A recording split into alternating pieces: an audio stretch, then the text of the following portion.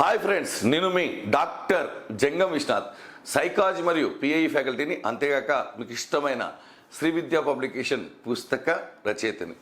మరి చాలామంది టెట్ పరీక్ష రాయడం జరిగింది, ఇటు ప్రైమరీకి కూడా చూడడం జరిగింది, తర్వాత ఫైనల్కి వస్తుంది, తర్వాత రిజల్ట్ వస్తుంది. అంతేగాక ఎలక్షన్స్ కూడా ఈ మధ్య జరిగాయి, రిజల్ట్ కూడా వచ్చేదానికి సంబంధించి ఆ మూడ్లో ఉన్నారు, టెట్ రిజల్ట్ మూడ్లో ఉన్నారు.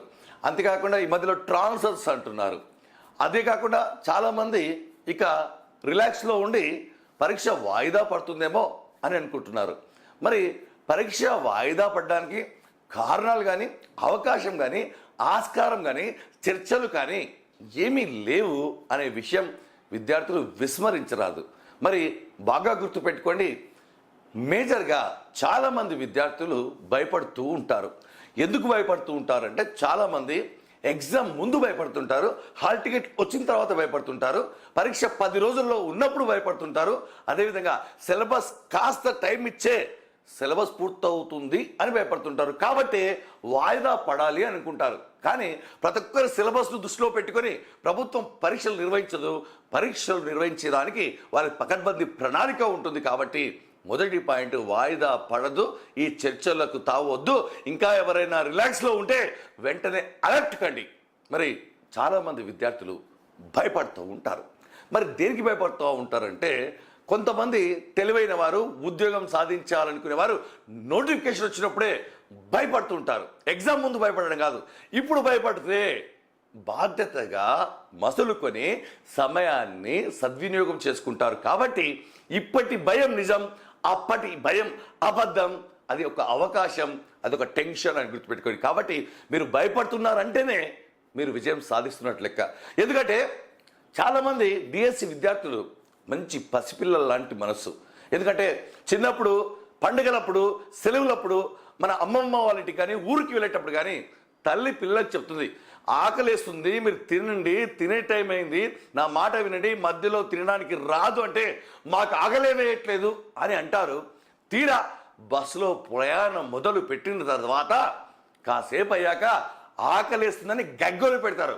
అప్పుడు తల్లి కావాలనే సరే పెట్టను, అవకాశమే లేదు, మీకు ముందే చెప్పాను అని చెప్పి కాసేపు అయితే బస్సు దిగుతాం, అక్కడ తినండి అంటుంది. అప్పుడు విద్యార్థులు, ఆ పిల్లలు, పసిపిల్లలు పస్తులు ఉంటారు.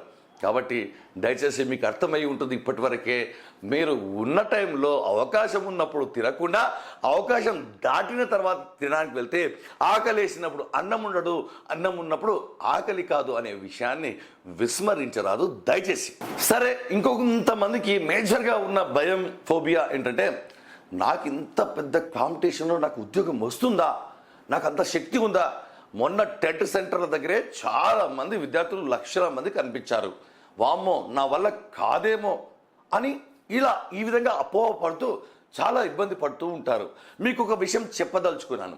ఒక పులుల మందలో అన్ఎక్స్పెక్టెడ్గా చిన్నప్పటి నుంచి ఒక పావురం పెరిగింది. ఆ పావురం ఎప్పుడు కూడా పులులు తెచ్చే ఆహారాన్ని తింటుంది, పులుల్లాగా వేటాడాలనుకుంటుంది, పరిగెత్తాలనుకుంటుంది, పైన పక్షులను చూసి గాల్లో ఎగరాలనుకుంటుంది. కానీ ఏం చేయలేకపోతుంది. ఎందుకంటే అది పులుల మధ్యలో పెరిగింది. కాబట్టి ఒక్కసారి అనుకోకుండా ఒకరోజు గద్ద వచ్చి ఆ పావురాన్ని ఎగిరేసే ప్రయత్నం చేసింది, పైకి తీసుకెళ్లే ప్రయత్నం చేస్తే అప్పుడు పులులు కూడా ఎగరలేకపోయాయి. అప్పుడు అన్ఎక్స్పెక్టెడ్గా తప్పించుకొని పావురం కింద పడే సందర్భంలో అన్ఎక్స్పెక్టెడ్గా అనుకోకుండా తన రెక్కలు విప్పుకొని స్వేచ్ఛగా గాలిలో ఎగిరింది. అంటే మీకు ఇప్పటికే అర్థమైంది, అన్ని రోజులు ఆ పావురం తన సహజ గుణాన్ని తెలుసుకోలేకపోయింది. ఎవరో వచ్చి అలా ఆ ప్రయత్నం, గద్దలాంటి వ్యక్తి వచ్చి పైకి లేపుకొని పోగానే తప్పించుకునే ప్రయత్నంలో ఎగరడం ప్రారంభించింది. అది రెక్కలు విప్పుకుంది. ఇప్పుడు కూడా మీకుగా రెక్కలు విప్పుకొని మీ సహజ గుణాన్ని తెలుసుకొని మేము సాధించగలము అనే నమ్మకాన్ని పెట్టుకొని ప్రిపరేషన్ మొదలు పెట్టండి. మీకు సాధించే సత్తా, సామర్థ్యం ఉంది. ఎందుకంటే జాబ్ సాధించే వాళ్ళందరూ కూడా 2 మెదడులు, 2 రకాల ఆలోచనలు, బాగా ఆస్తులు, అంతస్తులు, సపోర్టులు ఉన్నటువంటి వారు కాదు.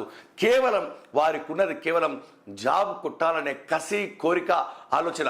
ఆ ఆలోచన వారిని చదివించేటట్టు చేస్తుంది. మీరు చదివే క్రమంలో కూడా ఇన్ని రోజులు మీ తల్లిదండ్రులు కావచ్చు, మీ మిత్రులు కావచ్చు, చదువుకోవడానికి ఎప్పుడు వెళ్తాడబ్బా? లైబ్రరీకి వెళ్తా అంటున్నాడు, ఇక్కడే ఉంటున్నాడు. రూమ్లోకి వెళ్తున్నాడు, ఇక్కడే టైం పాస్ చేస్తున్నాడు అనే సందర్భం నుండి రూమ్లోకి వెళ్తే ఎప్పుడు వస్తాడు బయటికి, ఎప్పుడు వచ్చి తింటాడు, ఎప్పుడు వచ్చి పడుకుంటాడు అనే సిచ్యువేషన్కి ఈ కొన్ని రోజులు మనం రావాల్సిన అవసరం ఏర్పడింది. నిద్ర వచ్చినప్పుడు పడుకోవడం, ఆకలి వేసినప్పుడు తినడం, బయటికి వెళ్ళాలన్నప్పుడు వెళ్ళడం, మిత్రుల్ని కలవాలనుకున్నప్పుడు కలవడం, ఫోన్ స్విచ్ ఆఫ్ చేయకుండా ఫోన్ వచ్చినప్పుడు ఎత్తడం, ఇవి సాధారణ మానవులు చేసే పని. మీకు ఎన్నోసార్లు చెప్పాను, చేసేవి చేస్తే వచ్చేవే వస్తాయి. కొత్తగా రావాలంటే పాత వాటికి స్వస్తి చెప్పాలి. సరే సార్, మాకు జాబ్ కావాలి, మేము చదువుతాం అనుకున్న వాళ్ళకు ఇది ఒక మంచి సూచన, చక్కటి అంశం. మీరు ఖచ్చితంగా సబ్జెక్టులు ఏముంటాయి, ఎన్ని సబ్జెక్టులు ఉన్నాయి, మీకు ఏ సబ్జెక్టులో బలం ఉంది, ఏ సబ్జెక్టులో బలహీనంగా ఉన్నారు, మరి మీరు రాత్రిపూట చదువుతారా, మధ్యాహ్నం చదువుతారా, ఉదయం చదువుతారా అనేటువంటి అంశాలను బేరీజు వేసుకొని ఖచ్చితంగా ఒక పేపర్పై ఒక చక్కటి ప్రణాళిక రాసి పెట్టండి. ఆ ప్రణాళిక మిమ్మల్ని ముందుకు తీసుకెళ్తుంది.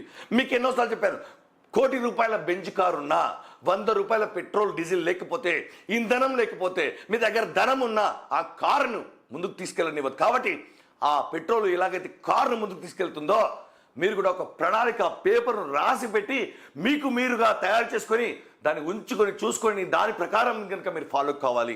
ఆ పేపరే, ఆ ప్రణాళిక పేపరే మీకు అపాయింట్మెంట్ పేపర్ ఇచ్చేటట్టుగా, దిశానిర్దేశం చేసేటట్టుగా, ప్రశ్నలు ఆ పేపర్ ప్రశ్నాపత్రంలో ఎలాంటి ప్రశ్నలు వచ్చినా చేసేటట్టుగా ఖచ్చితంగా తోడ్పడుతుంది. మళ్ళీ చెప్తున్నాను మిత్రులారా, ఇది భయపెట్టడం కాదు, బాధ్యత తెలవండి. టెట్ ప్రశ్నాపత్రాలు వేరే, డిఎస్సి ప్రశ్నాపత్రాలు వేరే. డిఎస్సి ప్రశ్నాపత్రం పూర్తిగా జాబ్ వచ్చే వాళ్ళను, జాబ్ రాని వాళ్ళను, సాధారణంగా చదివే వాళ్ళను, కష్టపడే వాళ్ళను పూర్తిగా విడగొడుతుంది. ఆ విడగొట్టే పేపర్ మీరు రాయబోతున్నారు. ఆ విడగొట్టే పేపర్ను మీరు రాయబోతున్నారంటే మీ ప్రిపరేషన్ అనేటువంటిది కొత్తగా చేయాల్సిన అవసరం లేదు. ఉన్నంతలో మీరు సమయాన్ని వినియోగం చేసుకొని అందరికీ దూరంగా ఉండి పుస్తకాలకు దగ్గరగా ఉంటే మాత్రం సాధ్యం. కాబట్టి టైం టేబుల్ను ప్రిపేర్ చేసుకోండి, పేపర్లో రాసి పెట్టుకోండి, ఆ పేపర్ అన్ను ఫాలో కండి. ఆ పేపర్ మీ లైఫ్ను అపాయింట్మెంట్ ఆర్డర్ వచ్చేలా చేస్తుంది. మరి మీ యొక్క బలాలు బలహీనతల గురించి మాట్లాడుతున్నప్పుడు విద్యా దృక్పథాలు అనే సబ్జెక్ట్ ఈసారి కీలకం డిఎస్సిలో. అది అందరికీ తెలుసు, ఎందుకంటే కంటెంట్ అందరు చదివారు, మెథడ్ అందరు చదివారు. కానీ విద్యా దృక్పథాలు 6 సబ్జెక్టుల కలయిక. ఇది మళ్ళీ చెప్తున్నాను, ఈ సబ్జెక్టులు నాకు వదిలేయండి. మార్కెట్లో కొత్త పుస్తకం ఉంది, తీసుకోండి. పాత వాళ్ళు నష్టపోవడానికి అవకాశం లేదు, ఆస్కారం లేదు. కాబట్టి వారికి ఏవైతే కొత్త టాపిక్లు యాడ్ చేశామో పీడిఎఫ్ రూపంలో పెడుతున్నాం. మరియు లైవ్ క్లాసులు ఉంటాయి ప్రతిరోజు 7:30 కాబట్టి దయచేసి అతి త్వరలో పిఐఈ పరీక్షలు ఉచితంగా ప్రారంభం చేస్తున్నాం. కాబట్టి పిఐఈ విద్యా దృక్పథాలు, పిఐఈ సబ్జెక్టును మాకు వదిలేయండి, మాతో జత కట్టండి, ఉద్యోగాన్ని సాధించండి. అన్ని సబ్జెక్టులు బోధించిన వ్యక్తిగా, పుస్తకాలు రాసిన వ్యక్తిగా, 6 యూనిట్లను అలవోకగా నేర్పించే వ్యక్తిగా మీకు నేను భరోసా ఇస్తున్నాను, బాధ్యతగా చెప్తున్నాను. మరియు మన యాప్లో విద్యా దృక్పథాలు క్లాసులు వినండి. వింటే ఈజీగా అర్థమవుతుంది. తర్వాత పుస్తకం చదవండి. ప్రాక్టీస్ బిట్స్, వేల కొద్ది ప్రాక్టీస్ బిట్స్ మన యాప్లో ఉంచడం జరిగింది. ఇంకా ఒక రోజు మనకు అవకాశం ఉంది. కేవలం ₹399 లైవ్ క్లాస్కు అందరూ అటెండ్ కండి. మన యాప్ను ప్లేస్టోర్ నుండి డౌన్లోడ్ చేసుకోండి. అంతేకాకుండా మన యూట్యూబ్ ఛానల్ను మీరు ఖచ్చితంగా సబ్స్క్రైబ్ చేయండి. సోషల్ మీడియాకు దూరంగా ఉండండి. మీ గురించి ఆలోచించే వ్యక్తుల గురించి మాత్రమే ఆలోచించండి. మీ ఆలోచనలో మార్పు తెచ్చుకోండి. ఆ చిన్న ఆలోచన అనేటువంటిది ఖచ్చితంగా మీ జీవితానికి పునాది వేస్తుంది. ఇట్లు మీ గురించి ఆలోచించే వ్యక్తిగా మీ ఎప్పటికీ తోడుంటాం. మన ఛానల్ సబ్స్క్రైబ్ చేసుకోండి. All the best.